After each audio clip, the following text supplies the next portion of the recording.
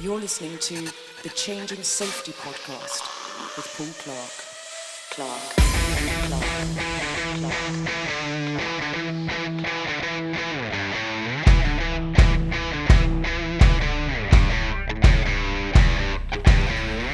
Welcome everybody. This is Paul Clark, the owner and director of HSE Global Series, and you're listening to the Changing Safety Podcast.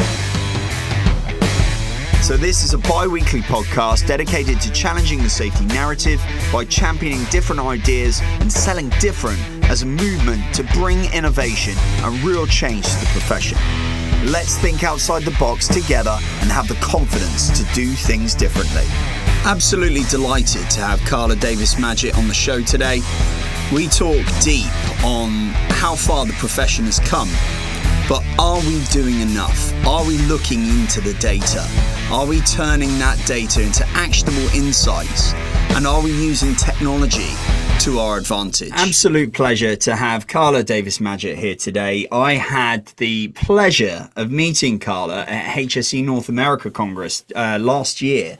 God, it seems like yesterday that we were together and talking, and we had the pleasure of learning more about your background and your role. And I must say as well, because it still sticks in my mind, I remember every single time I turned around to see where you were, there was just, pools of people around you, because you have so much wisdom in your background. And I know you'll explain, your past and your experience in a minute, but it was just such a pleasure because people were just in awe of the fantastic things that you had to say. And I know from feedback that people got so much from it. So, looking back to HSE North America Congress when we first met, you just left your position at Boeing, and tell us a bit about yourself and what you're doing now and your background. So I've worked in oil and gas for about 38 years. I worked for a number of oil companies. I'm a chemical engineer by trade. So I worked in production roles, maintenance jobs, planning jobs. And then the last 10 to 15 years of my career were in the EHS space. But I got recruited in the EHS by working in work process management. And that was right after a lot of the major catastrophic events that they started recruiting people into the work process space to start trying to figure out how to get to the root cause of incidents. And so I've always had a different take on HSE because of my evolution. I spent a lot of my experience in manufacturing environments. So I'm always looking at the implications of what it's doing to the real world and where the people get injured. What I'm doing today. So I retired from Shell. I ended up working for Boeing for about 14 months. But then Boeing went through a reorganization, and I left there. And I decided that, at that time, since I've been working for 38 years, 39, including this year, that I would start focusing on doing something I felt very passionate about. And that is to start really thinking about how do we get to the root cause of why incidents happen and start focusing on that, and start driving out the risks out of the system so that we stop reacting to incidents and we put ourselves in a position where they don't exist. And I really, truly believe we're kind of at this in a transition place today, because we have technology that allows us to look at data, large, this is probably not a techie term, quantities of data, and be able to synthesize through that data, filter through it. And I just feel like we need to start doing more of that to start being far more predictive. And so that is where I am. So my sister and I started up our own consulting firm. It's called Untapped Sustainable Operations. And my sister is a former vice president of Coca-Cola. She worked in production. And she brought her years of experience. And what we did is we started thinking about when you think about all the good businesses and how they operated, what were the foundational things that they had in place? And I had the luxury of being an assurance manager where I got to go out and assess about 60 assets around the world. So I had a good source of data. But I also said, when things went wrong, what was the core key things that were missing? And so we started pulling that together and putting together this platform to start really testing and validating what works and what doesn't work. And then started taking that and saying, okay, let's go look at all the major incidents and the big reasons why those happen. And started looking at the bow tie methodology that talks about weaknesses and controls, and started showing the interconnections. Now we're doing this manually, but the goal is to get us to a place where it will become in the back office something that happens automatic. And when I was talking to my sister about it, she used this analogy. She said, this is time. She said, because think about it, people paid you money to get on a plane and travel all over the world. I'm still living off the frequent flyer miles. To go around and take a snapshot in time of a business. And then you would sit there, I would sit there on my floor and take all this data and try to string it all together and come up with a story and tell that business if they were going to have a good day or a bad day. Wow. The audit took about 2 to 3 weeks. She said that reminds me of Dad when we used to go on our family vacations. He would go to AAA, he would get all these maps, he would line them all up, and he would start putting this journey together and figuring out how to do all this, figure out how we were going to go on this trip. And she said, think of him doing that. And that took about maybe 2 or 3 days for him to map all this stuff out. He had little pieces of paper all over the world. And now we have Google Maps, where you don't need, right? So think about what I did as an auditor.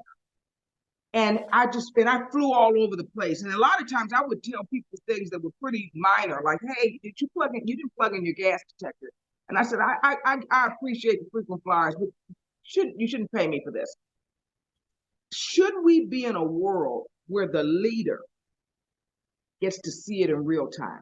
And that's what we're trying to do. We're saying, you know what, let's get away from this reacting to stuff. And I was talking to some of the people I really respect, one of my former VPs in Shell, and I said, can you tell me what do you think about it? And he said, can I be provocative? I said, yeah. He rolled his eyes. He said, dear God, don't you tell me this is another app. And I said, no. He said, I don't want to hear about an app.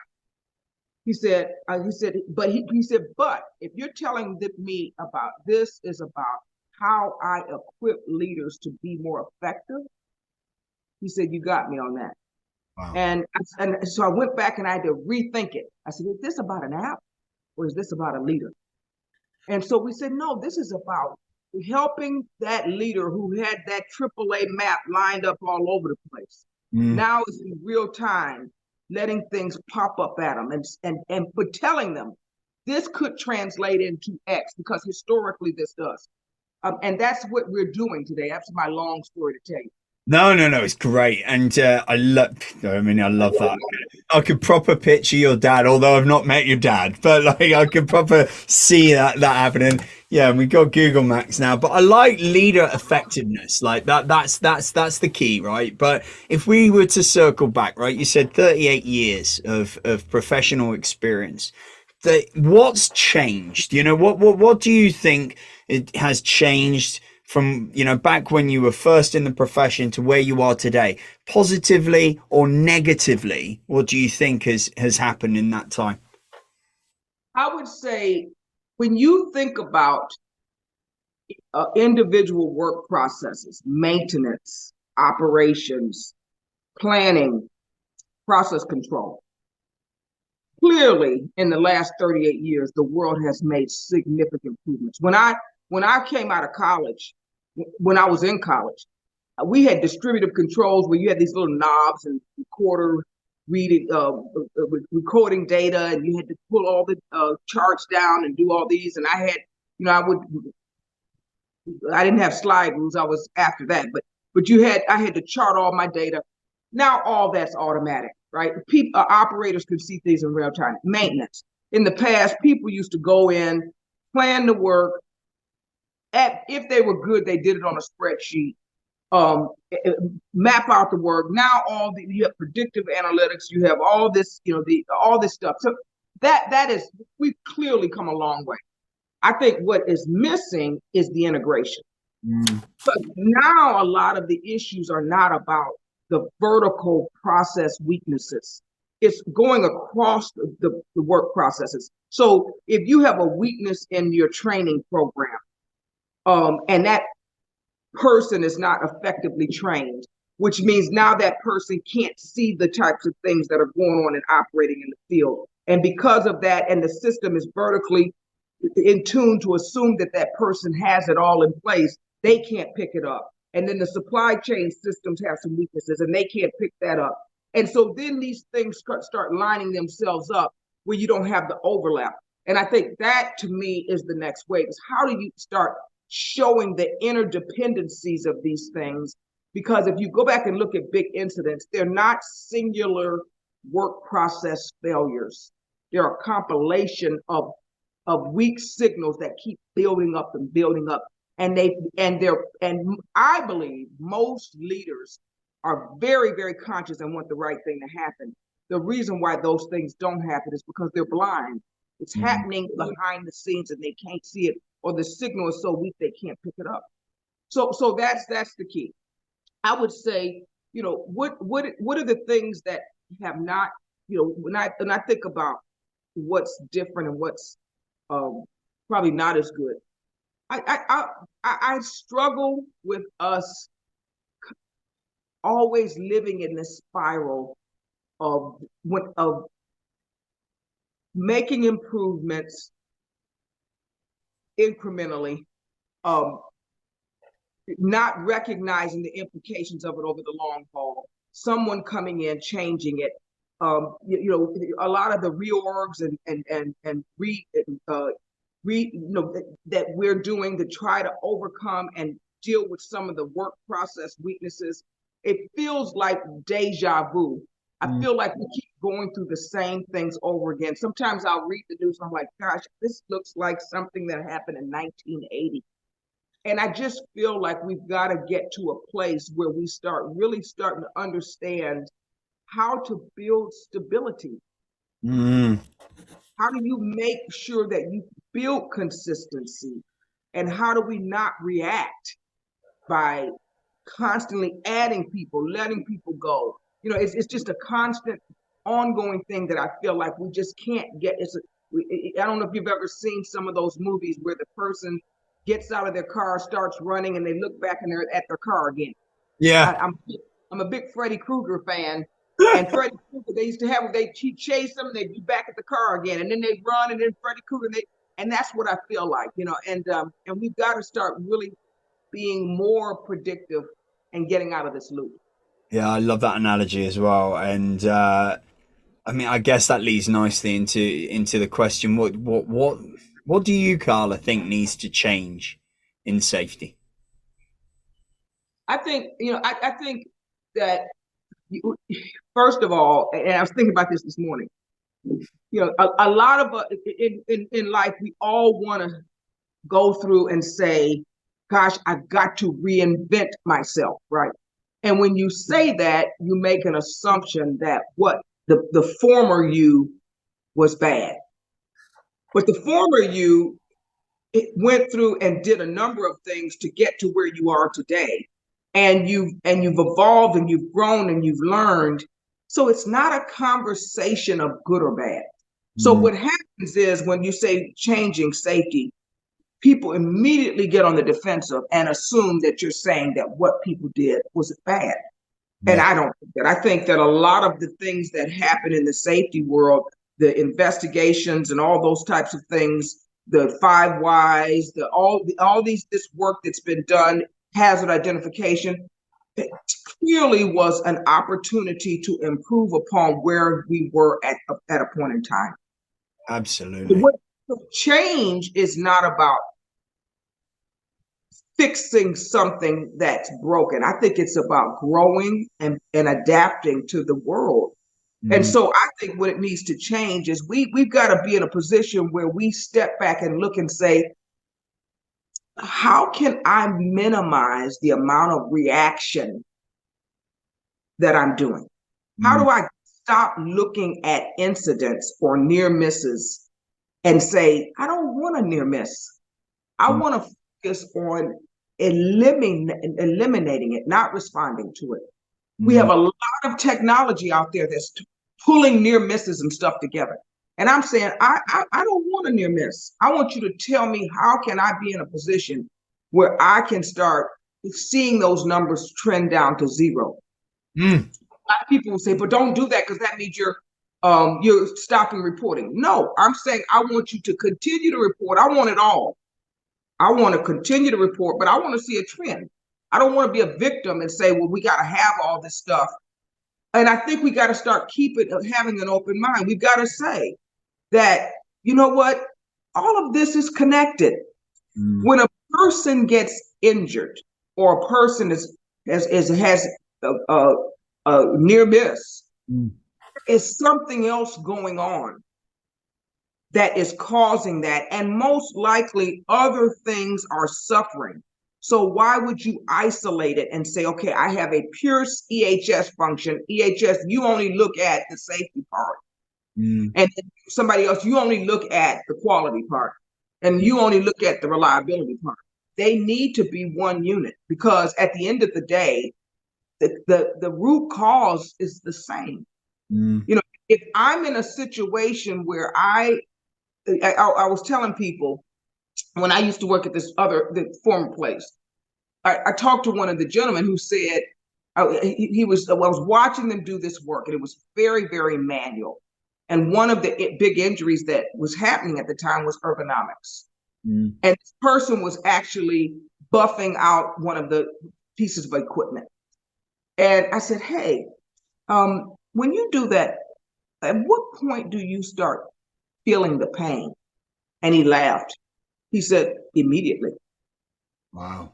And he said, but I want you to picture me doing this for 8 hours, going home, nursing myself, and going back and doing it again.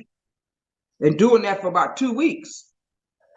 So I go, okay. I said, now, at some point, your muscles, and I'm not a doctor, so I don't know all the details, but muscles, tendons, whatever is happening is degrading over time by doing this. But what do you think comes first? Because I asked him, I said, as you're doing this, is it making it harder and harder to be able to have the same quality of work? And he said, yes. He said, there are times I have to just lift my arm up to keep going. So what do you think comes first? The quality defects? Yeah. Because it's making it harder and harder to get the same quality. So how can you disconnect them? How can you say one person go work on quality and one person go work on safety when the two are related? And how do you get to the root cause of trying to say, how do I say, I don't want that person doing that motion? How do I find a way to eliminate that motion? Well, it could be, they have a new type of system that doesn't need all that buffering, or you use a robot, or, it's all these different things. Then you can start having some credible conversations on how to fix it. But if you, I want you to focus on the guy's shoulder and you to focus, then it makes you sub-optimize the solution, right? And that's why I think we've got to start really thinking about using big data and start looking at these systems and looking at the interdependencies so we can start eliminating the big stuff and not focusing on the incremental. Yeah, I couldn't agree more. And I had funnily enough, I'm just double back to one thing that you said about, people thinking change is a negative. That, I put a post up recently, which was around reinventing the wheel, that, there are a lot of solutions, to simple problems. I'd say simple, they're critical issues, but they are sometimes over engineering and going the long way around to the solution to kind of make more work. It seems like sometimes the profession is trying to make more work for themselves when we should be kind of making things a little bit easier and building on the good work. If we look back over the years, over 50 years, there has been some fantastic things, and I don't think there's enough credit on taking something that was working and building upon it. What people are starting to do is starting to split off into, we had this conversation with James Pomeroy, that people are siloing themselves and kind of creating these kind of dictatorships of one way of doing things, and there's combative issues in differences of opinions, and it's really sad because the whole profession is in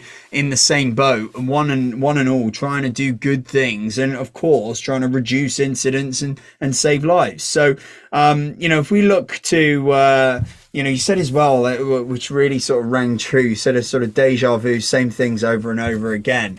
And if we were to look, I don't know, for example, your personal feelings and thoughts on the safety profession, and I don't want to get too personal. You don't necessarily have to give exact use counts of experiences, but what do you think of, honestly, the safety profession as it stands?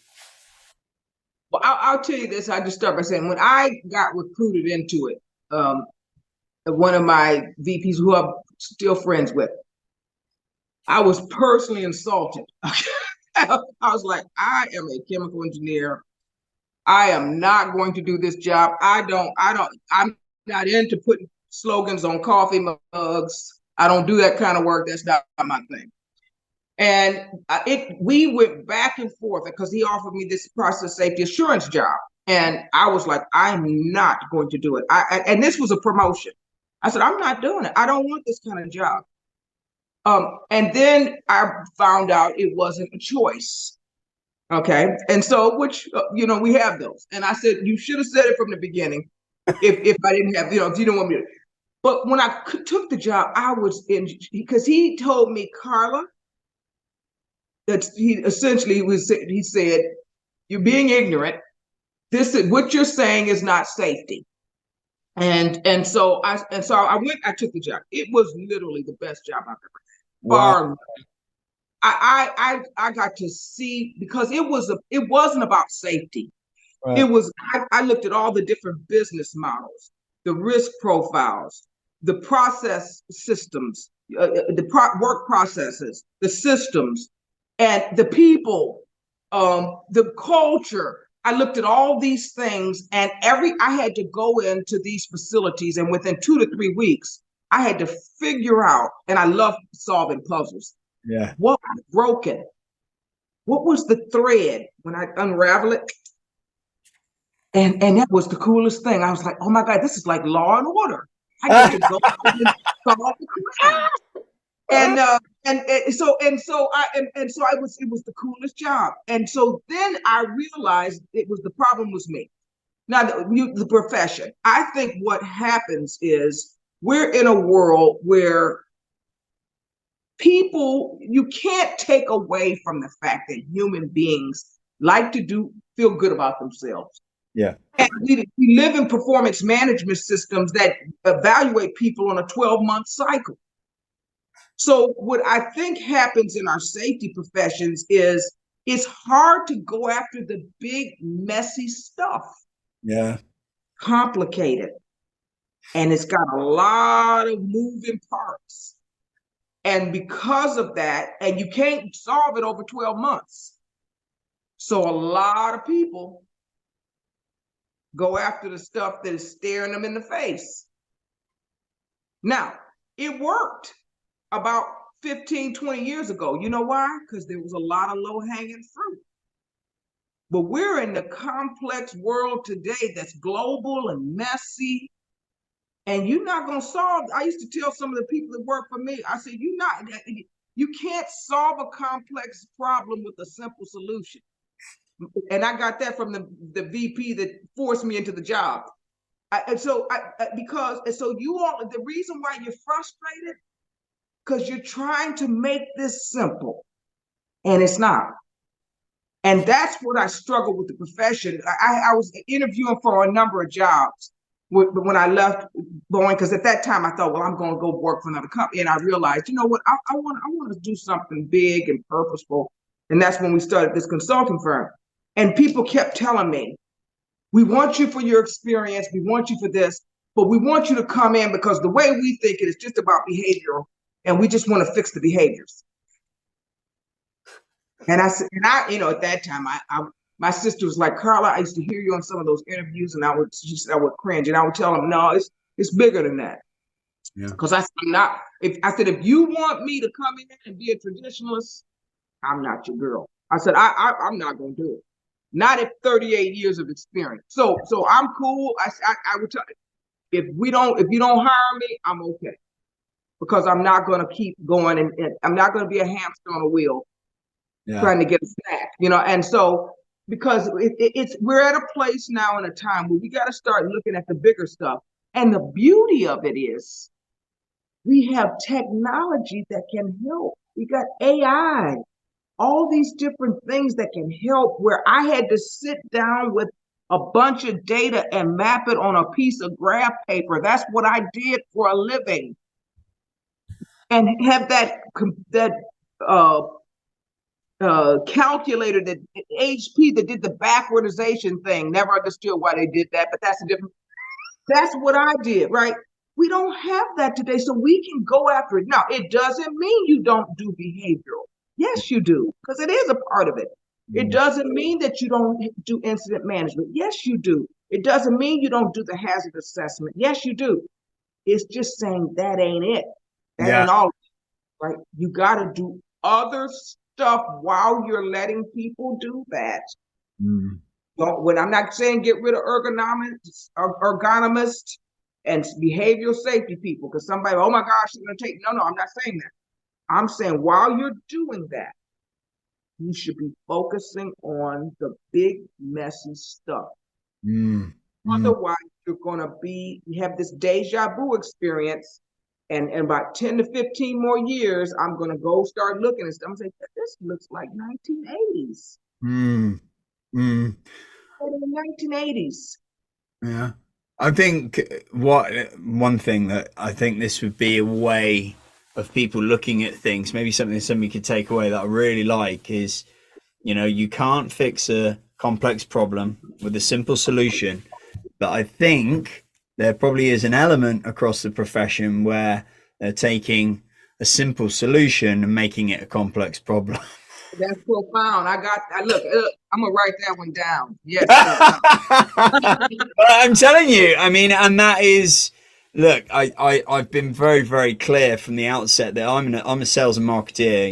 I'm not an EHS professional. I've been in sales and marketing my whole career.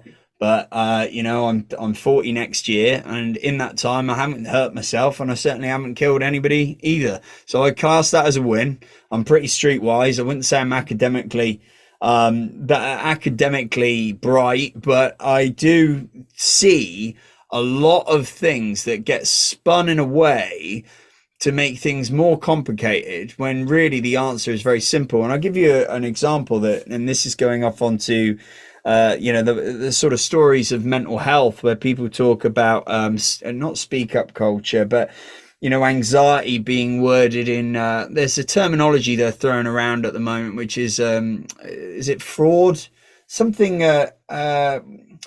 imposter syndrome, right? So I've heard that thrown about, right? I've heard it thrown around. Now I study a lot of CBT, cognitive based therapy, mental health. And so I've dealt with anxiety face on, right? And I'm just using this as an example, anxiety face on, because I suffer with it and I've championed and coached people that deal with anxiety. Now that's the root cause. Anxiety is the root cause of what is this imposter syndrome. And people are thrown around, well, I've got imposter syndrome. Well, no. You've got anxiety. So let's not reword and reframe what anxiety is to give it a new conception, right? Let's get down to the problem that you have anxiety. Let's talk about anxiety. Let's not talk about imposter syndrome. And that's an example of taking, I mean, that is a complex problem. Anxiety is a complex problem, but you're spiraling a long way off into a tangent of something else and not actually dealing with the root cause issue. So, I think that's, that really rings true. And I hope people take something away from that. I guess one thing I want to see is people, or I think you'll agree, we need to start thinking outside of the box. Why do you think that is? Why does the EHS profession or around the world need to think outside of the box? I think that the reason why we have to think outside the box is and it goes kind of back to what you're talking about with human nature and anxiety.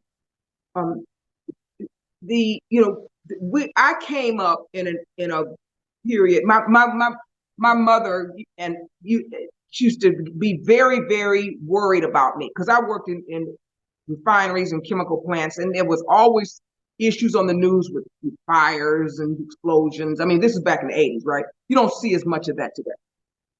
And my dad even had a shrine in the house. I was like, why is my picture sitting there with all these candles around it? Because I think they were worried about me. But um, what happens is smart people are thrown at these problems and they go in and they fix them. Human nature is that when you go in and you're living in the steady state period, Mm. you start believing, well, the reason why it's steady state is because of me. Mm. What you don't realize is it's steady state because all those people that worked very diligently and hard to build all the systems that you're living on. Mm. So people start unraveling some of that stuff because it's being safe requires a lot of work. It's just like being on a diet. I keep saying, gosh, I lose weight, but then when I go back to the Snickers again, I gain it back, and it's unfair because I did all that work in the past. Well, you know, it's a steady thing, right? The human nature part you have to overcome. People don't, it takes a lot of work. So then the cycle comes back. You start seeing accidents creep up again. You start seeing stuff happen that used to happen before. And then you have to put the systems back in. Um, I think that part of it, the reason why it's important is because you can never, ever let your guard down. It's not about the people. It's about the systems and the discipline.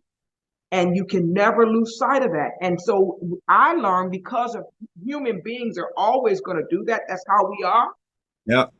You put it into the system so that it flags when people are deviating, to recognizing and accepting that, hey, human beings make mistakes, human beings have anxiety, human beings like to feel good about themselves and want to feel like they've accomplished things, and all those kinds of feelings are the reason why it drifts. So that's why I think we've got to land this situation where we start accepting those things and trying to defend ourselves against it. Because people are people, right? And that's one of the things when I did the research for the technology platform, it was so interesting. I said, why do big incidents happen? And you know what were the big reasons? Stuff breaks down over time. Nothing lasts forever. So equipment's gonna get older. People make mistakes. People are emotional beings. This is the big reasons why this stuff is happening. That's what we got to go after. And I'll tell you this, I agree with you. You shouldn't overcomplicate the solution. You get it? But what you got to realize is the problem can be complex. But the solution should be simple. And what people try to do is simplify the problem. Yeah. Just like, you went back and you said it. Anxiety is a complex thing because it can come from your family history. It could come from a trauma you had in your life.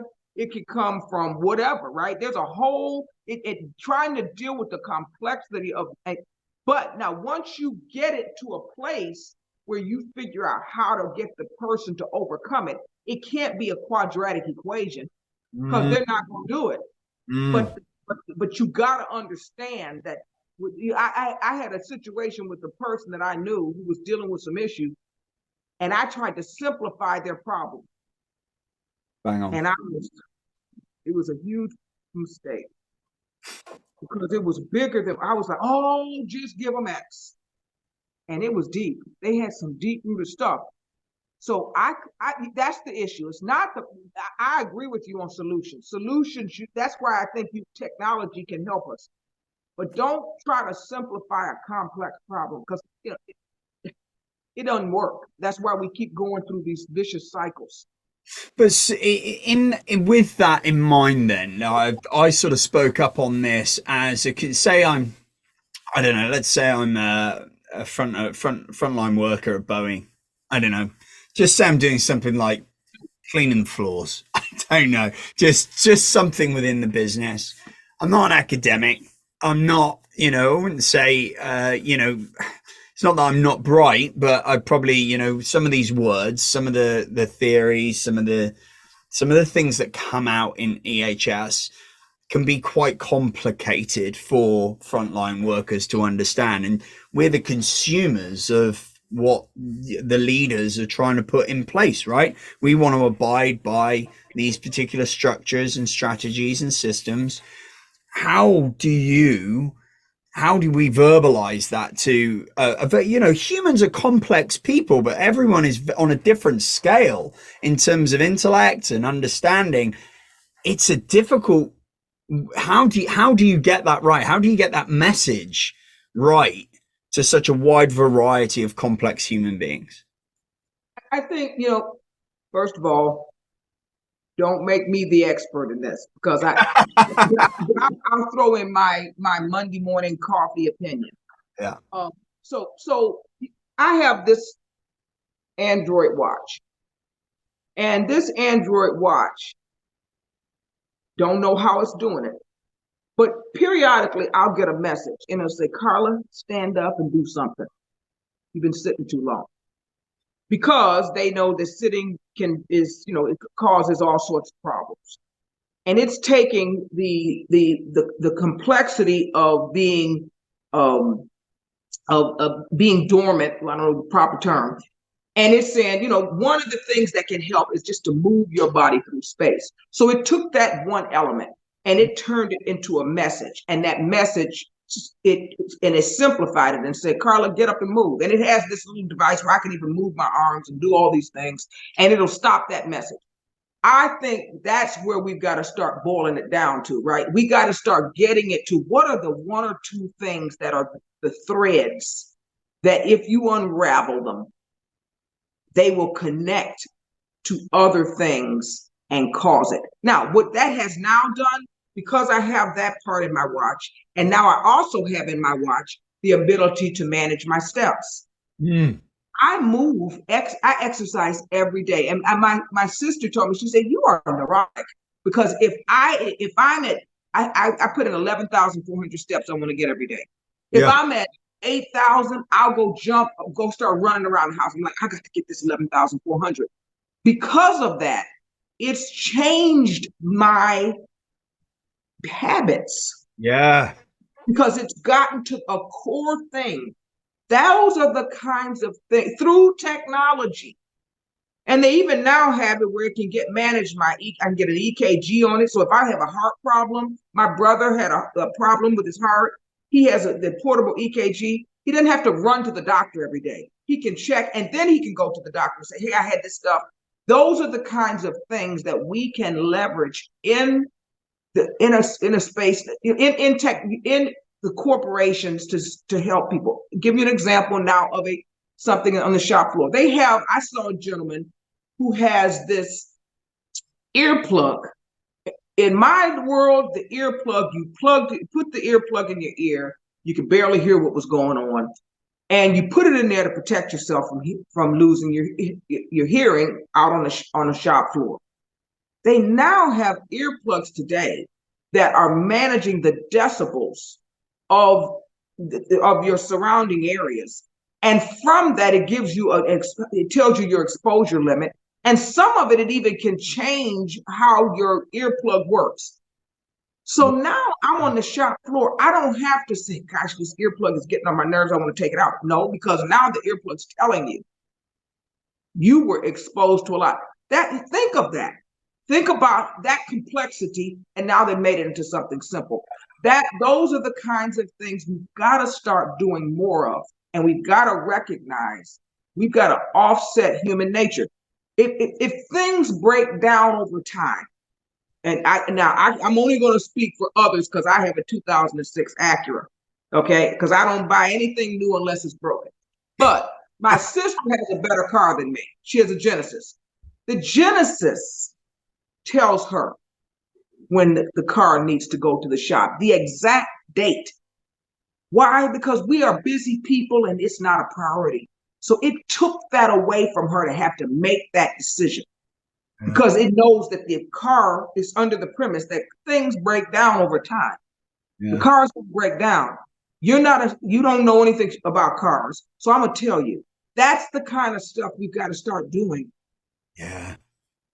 To unravel the complexities of this. Picture that guy who was buffing. What if he had something on his shoulder that says stop, stop, stop, stop, because you're getting close to where you're doing some muscle damage. So stop, go take a break, right? And they have technology that does that. What and let me show you what it's doing to your arm. All that complexity out. We got to start leveraging more of that. Love. Because people are not going to change. Still emotional beings. We still get anxiety. We still have teenagers that get on our nerves. We have family members that get sick. We have our own issues. And that comes into the workplace, and we got to leverage it. Not replace people, not eliminate people. Support. Love it. Carla, we're coming to the end now, coming to the end of the podcast, and this has been amazing. And do you know what? It's what that to end is certainly for me, right? Again, I'm a consumer of safety, right? I'm not in charge of safety. I'm a consumer of. So if I'm in an organization, I want to know from my decision maker who looks after this how I can be safer, healthier at work. And you've explained that to me in such it's quite exciting as well, because I'm the same. I've got the same as you. I've got a Samsung, although the battery's dead, so it's probably not providing much use, but like I'm the same. Get up and go for a walk. I'll get up and go for a walk because I might be deep into some work, and actually what it does then, it gives me a bit of respite from a complicated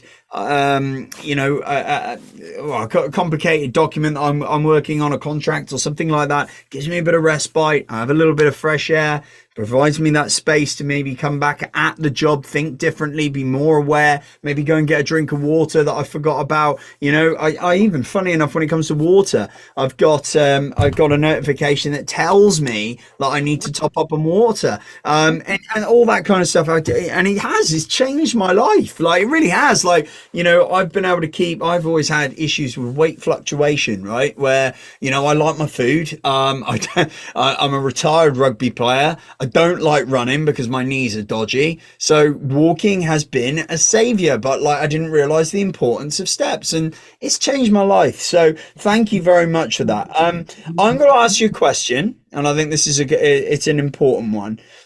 Because we're all here. I'm trying to leave a legacy with the events that can genuinely make a difference from a marketing and sales perspective. Global Series has a very important and pivotal role to play if done correctly and for the right reasons. And a lot of the professionals that we work with, like your good self, you have a goal and an objective, and I'm sure if we were to fast forward, here's a question. If we were to fast forward to, one day you're going to retire, and if on that day you were to retire, what would you say would be the legacy that you'd like to leave in terms of making a difference to the profession?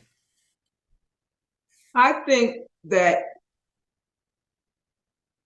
I would love to see a world where leaders have full transparency.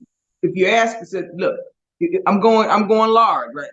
Full transparency of their risks, so they can make better decisions and they can do things that improve predictability, and productivity of their businesses while keeping their people safe. But also their bosses have full transparency so they can make sure they have the right leaders in those jobs so that those leaders can do the right thing. Because I think that it needs to go up the chain. So because I want to be in a world where for selfish reasons, I want my grandchildren and children to work in a world where they can be creative and use their minds and not have to worry about being injured. But also as a consumer, I told you this is all connected. So post-COVID, I think the world went backwards a little bit. The customer service, my goodness. I don't want to have to argue with people about getting the right packages. I want to be in a position where, you know what I mean? I want stuff to work when it's supposed to work. I don't want to have to send things back. And so we all of these things are connected. And how do we get to a world where, will it ever be perfect? No, but we got a long way to go before we get to perfect. There's a lot of things we can do. But also young people want to do things that are impactful. Young people want to be very purposeful. I see that a lot. Well, give them some things to do that are impactful and purposeful, that fulfill that void, and then make the businesses better. That's what I'd love to see. So I'm hoping that, the challenge that the one leader I told you mentioned, Carla, help my leaders. Help my leaders. Well, okay. I think we can. I think we can open their eyes more and help them to see what's bubbling around them and the weak signals so that they can respond better. That's would be ideal for me. Amazing. Well, Carla, thank you so much, ever so much, for being on Changing Safety podcast. I think it's only fair, you've given us your time. Why don't you let the listeners know how they can reach you, and of course what the new consultancy does. Tell it. Just maybe just give us a quick 30 seconds on how people can get in touch and how you can support them in their pursuit to a better safety world. So the name of the company is Untapped Sustainable Operations. We have a website. It's evolving, and you can see it. And I also have a LinkedIn page. It's under Untapped Sustainable Operations. And again, this consultancy is really about building this technology platform that will allow us to take a lot of the historical work practices that have been done well, as well as the ones that have not been done well. We're building that into a platform. We're talking to some software companies that will actually make it like your watch, that turns it into signals, and that will be a tool. Tool is not the right word. It will be a technology platform, because I don't want to diminish it, for a leader to make better decisions. And we're also looking at building a risk management academy that will actually start changing the mindset around risk and being about systems thinking, work process management, and not about just reacting to risks, but looking at ways to eliminate it. So we're actually talking to some potential universities that we could partner with that will help us, and it would be a program that's a balance of the theory from the academics with the practitioners from industry who can tell their war stories and help the next generation be better at this and help to change the industry. Wow. It's amazing. Carla, brilliant to have you. Thank you so much for dedicating your time to this. There's so much good stuff to come out of here. I've learned a lot as well, which I knew I would. So we're looking forward to going on the journey with you, because we're big fans of yourself and of course the new business. So we're excited to go on this journey with you. And thank you very much again for your time. And thank you very much. Thank you. It's a pleasure.